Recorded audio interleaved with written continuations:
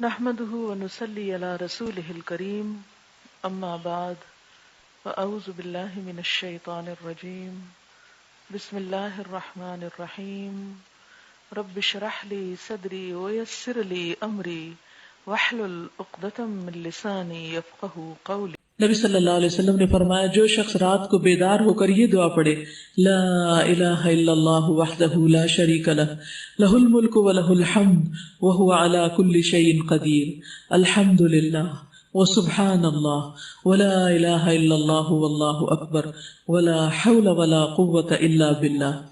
پھر یہ پڑھے اللہم اغفر لی، یا کوئی اور دعا کرے تو اس کی دعا قبول ہوتی، پھر اگر وہ وضو کرے اور نماز پڑھے تو نماز قبول ہو جاتی۔ اچھا، یہ تہجد کے وقت پڑھنے والی دعا اور عرفہ کے دن پڑھنے والی دعا دونوں میں کیا مناسبت ہے؟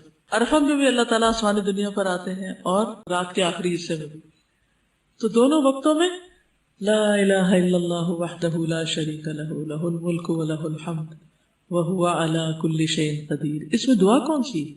اس میں تو اللہ کی تعریف، اللہ کی توحید کا بیان ہے۔ دعا کہاں ہے؟ اسے دعا کہا جا رہا ہے وَهُوَ عَلَى كُلِّ شَيْءٍ قَدِيرٌ، کہ اللہ ہر چیز پہ قادر ہے۔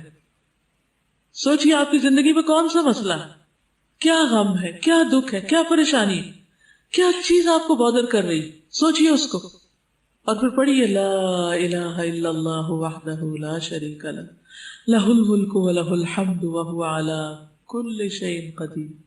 جب کل شیء قدیر کہیں گے تو کیا کہیں گے؟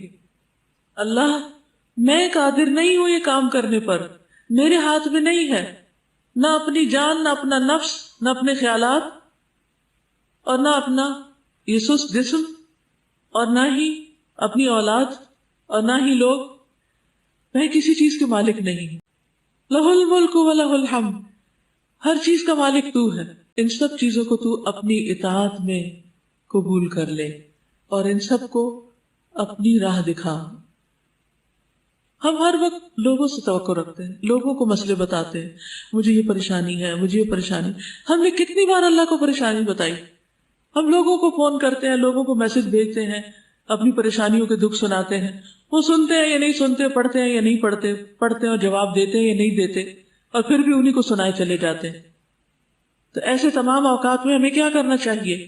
چھوڑ کے لوگوں کو اللہ کی طرف متوجہ ہونا چاہیے، اور یاد رکھیے جب تک اللہ کی طرف متوجہ نہیں ہوگے مسائل حل نہیں ہو سکتے۔ کئی سال لگ گئے نا، حل نہیں ہوئے، آئندہ بھی نہیں ہوگے جب تک اللہ کو نہیں پکاریں گے۔ تو میں آپ میں سے ہر ایک کو، جو بھی میری بات سن رہا ہے، ایک ایک کو یہ تاکیداً کہوں گی کہ جو بھی زندگی میں آپ کے مسئلہ ہے، جو بھی دکھ اور پریشانی، اس سب کو دل میں لا کر، رو کر، اللہ کی قدرت اور اس کے ملک اور اس کی توحید کا واسطہ دے کر اسی سے دعا کیجیے کہ اللہ تو اس پریشانی کو دور کر دے۔ پھر آپ دیکھیں مسئلے کتنی جلدی حل ہوتے ہیں۔ بندے کسی چیز پہ قادر نہیں ہیں، جو قادر ہے اس کو پکاریے۔ اور میں ہمیشہ سوچتی ہوں اللہ تعالیٰ اس وقت کیا سوچتا ہوں، کیا کہتا ہوگا کہ کام تو میں کر سکتا ہوں اور بتا یہ لوگوں کو رہا ہے جو کسی چیز پہ قادر نہیں، سب کچھ تو میرے اختیار میں ہے اور دیکھ یہ لوگوں کی طرف رہا ہے۔ یہ تو ایسے ہی ہے نا جیسے ہمیں سخت پیاس لگی ہو اور جس شخص کے ہاتھ میں پانی کا گلاس ہو اس کو اگنور کر کے دوسروں کو کہے پانی پلا دو، پانی پلا دو، جن کے ہاتھ میں پانی ہے ہی نہیں۔ بتائیے بندوں کے ہاتھ میں کیا ہے؟ کچھ بھی تو نہیں۔ پھر کیوں نہیں ہم اللہ کی طرف راغب ہوتے؟ کیوں نہیں اس کی طرف توجہ کرتے؟ تو آج آپ نے کثرت سے جو ذکر کرنا ہے اور جو دعا بار بار پڑھتے رہنا ہے وہ یہی دعا ہے، اور اس کو سامنے رکھ کے 3 دفعہ پڑھا، 5 دفعہ پڑھا، 7 دفعہ پڑھا، پھر اس کے بعد جو دل میں دکھ ہے، غم ہے، پریشانی، پھر اس کا ذکر کیا، اللہ میرا یہ دکھ دور کر دے، اللہ میری یہ ضرورت پوری کر دے، اللہ میری پریشانی دور کر دے۔ پھر آپ دیکھیں گے کہ کیسے مسائل حل ہوتے ہیں۔ ایک بار پڑھنے سے بھی اگر دعا قبول ہوتی ہے تو بار بار پڑھنے سے کتنی بار قبول ہوگی اور کتنی زیادہ قبول ہوگی۔ رسول اللہ صلی اللہ علیہ وسلم نے فرمایا جو شخص صبح کے وقت یہ کہہ لے لا الہ الا اللہ وحدہ لا شریک لہ لہ الملک ولہ الحمد وہو علی کل شیء قدیر، تو اسے اولاد اسماعیل میں سے ایک غلام آزاد کرنے کا ثواب ملے گا۔ گویا صبح صبح صدقہ کر دیا آپ نے، اور اس کے لیے 10 نیکیاں لکھی جائیں گی، اور اس سے 10 غلطیاں مٹا دی جائیں گی، اور اس کے 10 درجات بلند کیے جائیں گے، اور شام تک وہ شیطان سے حفاظت میں رہے گا۔ اور اگر شام کو کہہ لے تو صبح تک اس کے لیے یہی کچھ ہے۔ تو ویسے تو عادت بنا لینی چاہیے 33 دفعہ سبحان اللہ، 33 دفعہ الحمدللہ، 33 دفعہ اللہ اکبر، اور 34ویں بار لا الہ الا اللہ وحدہ لا شریک لہ لہ الملک ولہ الحمد وہو علی کل شیء قدیر۔ اور جو 10 بار پڑھے اس نے گویا 4 غلام آزاد کیے۔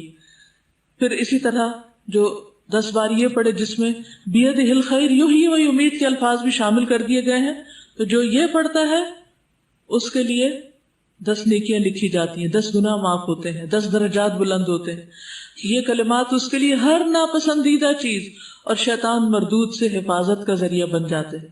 شرک کے علاوہ کوئی گناہ اسے گھیر نہیں سکتا، یعنی ہر گناہ سے چھٹکارا ہو جائے گا، اور وہ عمل کے لحاظ سے تمام لوگوں میں سب سے افضل شمار ہوگا، مگر وہ شخص اس سے برتری لے جاتا ہے جو اس سے زیادہ یہ کلمہ کہہ دے۔ پھر ان کلمات کے پڑھنے سے درجات بلند ہوتے ہیں۔ 100 بار پڑھنے کا اجر کیا ہے کہ شیطان سے حفاظت رہتی ہے، اور کوئی شخص اس سے بہتر عمل نہیں کرتا جو کلمہ 100 بار یہ پڑھ لے کوئی شخص۔ اگر عام دنوں میں نہیں پڑھے تو اللہ کی رضا کے لیے آج تو کم از کم 100 بار اس کو ضرور پڑھ لیں۔ پھر اسی طرح مغرب کی نماز کے بعد خاص طور پر حفاظت کے لیے کلمہ بہت مفید ہے۔ رات سے ڈرتے ہوں، اپنے گناہوں سے ڈرتے ہوں تو یہ کلمہ پڑھیں، جتنے بھی گناہ ہوں گے اللہ تعالیٰ معاف فرما دیں گے۔ پھر اسی طرح بازار میں داخل ہوتے وقت اس کلمے کو پڑھنے کے بہت درجات ہیں۔ 10 لاکھ یعنی 1 ملین نیکیاں لکھی جاتی ہیں اس شخص کے لیے جو بازار میں داخل ہوتے وقت یہ کلمہ پڑھتا ہے۔ کچھ لوگوں کے گھر بھی بازار میں سے گزر کے آتے ہیں، تو ہر روز عادت بنا لیں کہ بازار سے گزرتے ہوئے یا گاڑی بھی گزر رہی ہو آپ کی تو یہ کلمہ پڑھ لیں، لا الہ الا اللہ وحدہ لا شریک لہ لہ الملک ولہ الحمد یحیی و یمیت وہو حی لا یموت بیدہ الخیر کلہ وہو علی کل شیء قدیر۔ اور اللہ تعالیٰ اس کے 10 لاکھ درجے بلند کرتا ہے، کیونکہ بازار غفلت کی جگہ ہے، جو وہاں پڑھتا ہے اس کے درجے بلند ہو جاتے ہیں۔ تو اس دعا کو پڑھنے کے لیے کون سے مواقع ہیں؟ صبح و شام، یا 1 بار، 10 بار، 100 بار، 200 بار، جتنا پڑھ سکیں۔ سوتے وقت 1 بار، رات کو آنکھ کھلنے پر 1 بار، بازار میں داخل ہوتے وقت 1 بار، ہر نماز کے بعد 3 بار، مغرب کی نماز کے بعد 10 بار، دوران سفر 1 بار، صفا مروہ چڑھتے وقت 3 بار، اور عرفہ کے دن ان گنت بار۔